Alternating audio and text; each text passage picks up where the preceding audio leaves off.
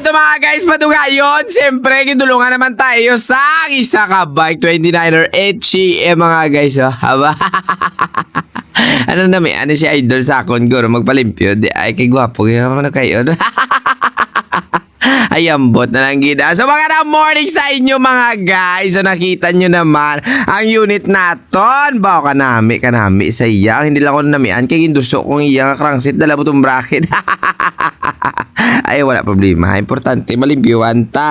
So, yung gagawin natin mga guys, dahil nga mag-overall cleaning tayo, kaksod na nitanan yung mga biring-biring yung para mahugasan. Ganyan tayo mag-ubra. Hindi talaga natin pinaplagpas yung mga higko dyan, no? Sa mga sulok-sulokan ng bike mo, ginakuti-kuti ko dyan na ba? Lintek ang mga pangiskisanay na karona. Ay, ambot na lang gida. So, naka 2x12 ni siya mga guys. Yung iya nga bike ni Idol. So, balak niya tanay ni sa iwan ba? Yung problema gani. Kaya dua ay naubusan ko chinring. Wala eh. Hindi naman tayo ginansya gamay. Haba.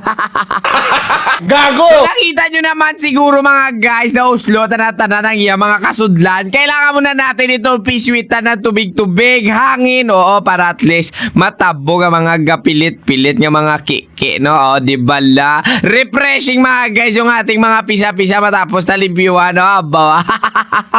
Ay, ambot na lang gida na namian. Gida ko sa mga muning agalawan. Bla mo, dumatulo, laway mo bla sa paglimpyo, bla. Kapoy-kapoy, gliya, di puta. Wow! Shoutout sa Librilla family gali mga guys, no? Amo ni sang owner sang bike nga ginaubra-ubra ko subong. Oo mga guys, yung owner pala nito is hindi nagkadto dire gindulong na isang iya nga gwapo nga utod, no? Shoutout kay Toto Librilla to.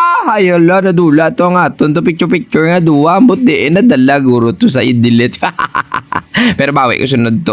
Magkita ito sa dalan picture naman ta. So balik na mga guys sa aton giubra. Siyempre planta muna natin sa inyo ang aton obra kay may kapanilang gwapo digla. Oo, nagbisita si Idol.